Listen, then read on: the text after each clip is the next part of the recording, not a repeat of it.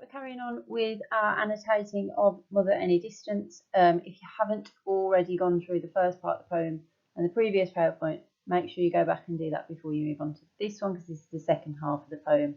So we're going to be building on a lot of the ideas that we already spoke about in that particular PowerPoint. Right, so here's that final stanza, the one that we're looking at. This is the one we're going to focus on today. So I spacewalk through the empty bedrooms, climb the ladder to the loft, to breaking point where something has to give. 2 floors below, your fingertips still pinch the last 100th of an inch. I reach towards a hatch that opens on an endless sky to fall or fly.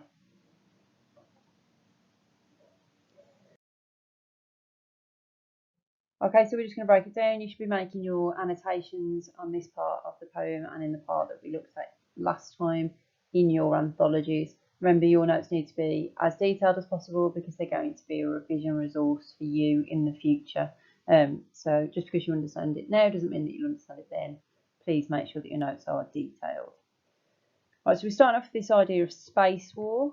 I think there's a sense in spacewalk that, you know, space is this unknown entity, and so Armitage is comparing this experience of moving out of home to something quite hyperbolic, something quite exaggerated, like this is a spacewalk, and this amazing adventure into the unknown, which possibly reflects the fact that he's feeling uncertain about leaving home. There's also a sense of adventure and excitement related to it, but also that sense of danger. It is dangerous to be in space, and this experience to him is scary. He's finding this idea of moving away from his childhood home sort of scary and exciting in equal measure, I think. There's also the fact that astronauts are connected to the spaceship, they're tethered. So even though they might be out in space, it looks like they're free, they're still restricted because they're actually tethered to the spaceship, the mothership, if you like, in the way that he's still connected to his mum at this point. And so this image of the spacewalk is actually really closely linked to the idea of the kite and the anchor, the sense that it might look like he's free and he's making his way out into space, but actually at this point he is still tethered to his mother, he's still connected to his mother. And that idea is linking with that idea of the kite, that if you want to go, you know, if the kite needs to go somewhere else, it can't because it's restricted. So this is that reinforcing that pivotal moment where he's going to have to sort of move away from his mum's support and that safety net that he's had for his whole life. So he walks through the empty bedrooms and climbs the ladder. We've got that enjambed line. We use a lot of it, enjambement, I like to say it like that, in this poem, because it's this sort of ongoing movement that he's making up into the kind of the top floors of the house, and the enjambed lines are reflecting that movement. He's literally gone up a ladder into the loft, so he's right at the top of the house and his mum is right at the bottom of the house, which is why he's at breaking point. So he's at breaking point because literally this is the end of the tape measure. It's a pretty big tape measure and his mum's still standing on the ground floor and he's taken the other end of the tape measure all the way up to the loft. So there's this big distance between them, but they're still connected. If he tries to carry on with the tape measure, it could break. The tape measure could break. So metaphorically, we're at that pivotal moment where if he carries on with what he's doing, his relationship with his mom is going to have to change. I think in the idea of there being breaking point, he's scared or worried that their relationship won't be the same again, or possibly this reflects her worry that the relationship won't be the same once he's left home. We don't know, it's a little bit ambiguous, and that's the joy of poetry. It's really, really easy to do layers of meaning with poetry because most of the poets give us sort of vague ideas and we have to interpret them ourselves. So it's where something has to give, so to breaking point where something has to give. So I've talked a lot about this, the idea that this is pivotal, but I think we've definitely got that in this green section where something has to give. This is a pivotal moment. Something has to change. He's becoming an adult. She can't look after him. She can't be his security blanket forever. And this is that moment where he's entering, like, truly entering into being an adult and all the consequences of that. I think the semicolon, I don't often like to talk about punctuation, but I think that one, it's reflecting that's the end of the tape. But because it's semicolon, which is something between a sort of a full stop and a comma, it's reflecting the fact that he's not quite at the end. That relationship hasn't quite broken yet. It hasn't quite stopped. We're at that moment where it's at a point where it's going to change, but it hasn't quite broken yet.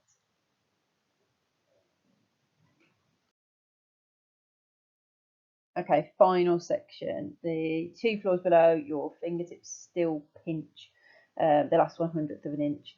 So literally, his mum is on the ground floor, holding onto the one end of the tape measure and just desperately pinching onto it. I think there's a sense that she's desperately trying to hold on to him, but literally she's just standing on the ground floor with the tape measure. Metaphorically, it's that desperation. I think he's excited and nervous, but I think she's finding this upsetting.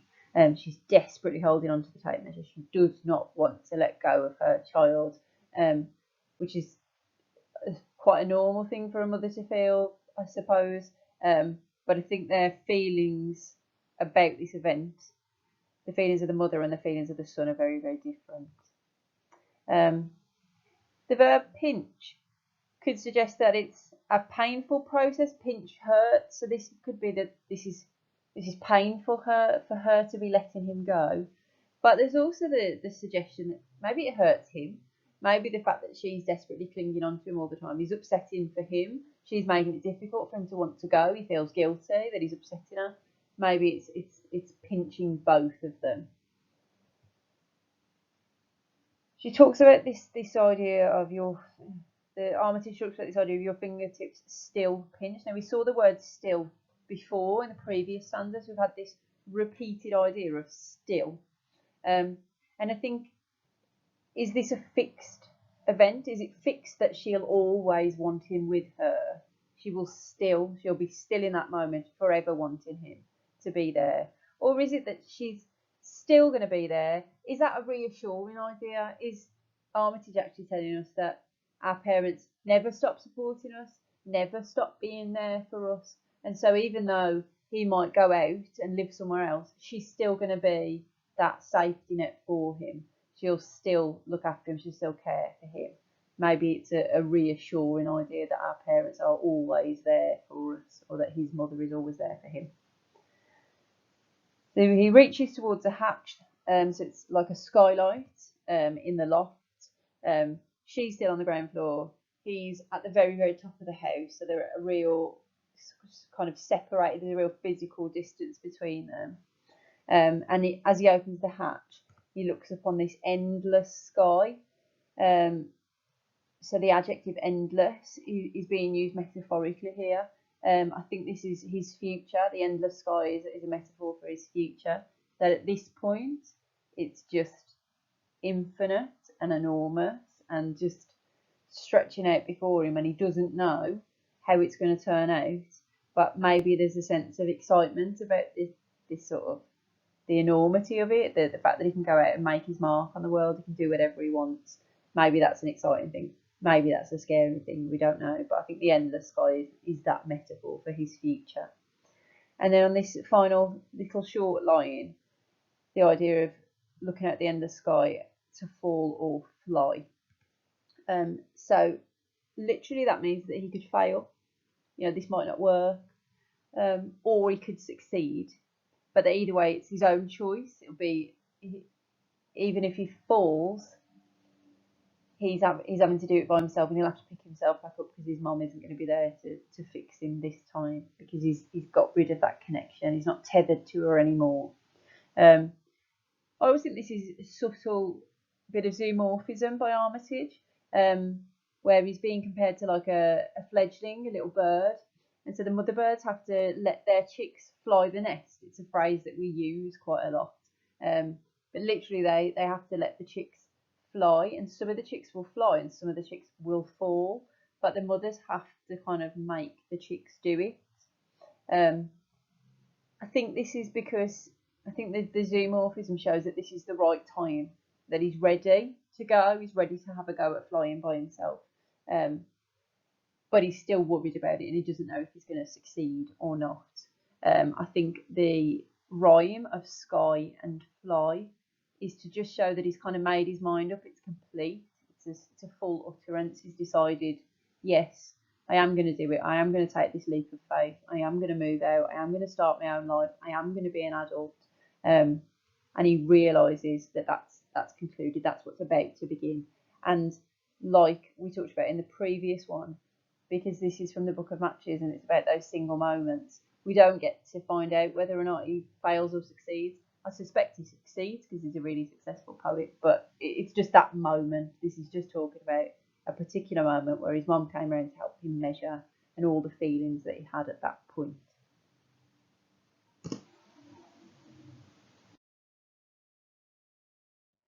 Right, I'm going to talk you through some of the structuring of this poem. Talking about structure is optional. It is an optional thing with poetry, as it is with a lot of the AO2 in literature. You can talk about structure, you don't have to. If you are aiming for 9s, if you're looking to get right into those top grades, I would always advise that you talk about structure. The way I would talk about structure is I would never write a paragraph on its own just about structure. I would use structure as a sort of an extra couple of sentences that I might add on when I was analysing a piece of language. I might then link it to structure. So when I am thinking about how poems are structured, a really good place to start is to think about how many stanzas there are and how many lines in each stanza, and then I can work out whether I think this poem is regular, in that that would have the same number of lines per stanza, or whether it's irregular. So this poem, Mother in a Distance, is a 15-line poem split over 3 irregular stanzas. We've got 2 with 4 lines and 1 with 7. So we start off with some regularity, and then that final stanza is irregular. My feeling is, so I've got those 2 blue questions, and I'm going to answer them. Think about these questions. I'll answer them for you. I think the first 2 stanzas are regular because that's the consistency of his mother and his life with his mom. That's the stability. And as he moves further away to that breaking point, that moment where he's going to make his own choices and go out onto his own, we get some irregularity in that stanza, not only in the number of lines, but also in the sentence lengths, to show that this is him kind of breaking out from her, and he's trying to find his own way, and that irregularity is reflecting that this is sort of new and it's different, and he's not kind of restricted the way he was with his mum before. So the restriction of the early stanzas reflect her control over his life, and then that final stanza where he's reaching further and further away from her is less regular because without her influence he's able to make choices on his own, and the stanza length is reflecting that. Like, one more structural point. I talked about this in the last PowerPoint. Every poem in the Book of Matches, other than this one, are technically sonnets. So a sonnet is a poem of 14 lines, which typically focuses on love. This has 15 lines. So the best way to think of it is as a sonnet with an extra line. And really that extra line is very, very short. You know, it's 4 short words. Often sonnets don't have titles. So at the start of the previous video, we were talking about why this poem doesn't have titles. And that reinforces the fact that it is a sonnet. I think this is intentionally a sonnet, but I think it's a sonnet where Armitage has broken the sonnet form deliberately. And he breaks the sonnet form on that final tiny little line, that 15th line, because he's moved away from that security and the safety. It's like he's broken away from his mum's restrictions, and so that poem breaks that form because he's about to go out and do his own thing. So it's quite a clever way in which Armitage has deliberately structured the poem to reflect the kind of the content and the ideas within that poem. Really clever stuff. Like I say, if that all is a bit confusing, that's absolutely fine. The more we talk about structure, the easier we tend to find it, and it is very much an optional extra that you might have as a couple of sentences that you write in a paragraph to develop it even further when you've written about a quote and the language used in that quote. Okay, here's the task. So we've spent 4 lessons on Mother Any Distance. All I want to check is your annotations and your poem. There's no good you just listening to me and not writing anything down because you won't remember those things.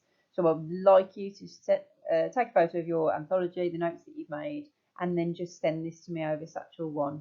That would be really, really good. Just so I can see what you've been doing, checking that everything's making sense, checking the quality in your notes. Right, final thing. If you are trying to stretch yourself, as I was saying, if you were trying to get into those very top grades, those 8s and 9s, there's a couple of places where you could go that might help you develop your analysis even further. So there's a YouTube video, there's a link to the video there that you could watch, and that might help you add some more things to your annotations. Realistically, what candidates do in the very top levels is they have lots of different interpretations. So it's quite useful to look at what different people are saying about poems so that you can add those interpretations to your own ideas. And then secondly, there's a written blog if you prefer to read something rather than listen to something by somebody called Madame Anglaise, who does some nice analysis of all of these poems. As ever, if anything doesn't make sense or you want anything explaining to you in some more detail, just let me know. More than happy to help. But I hope these annotations, these kind of guided annotations have been useful.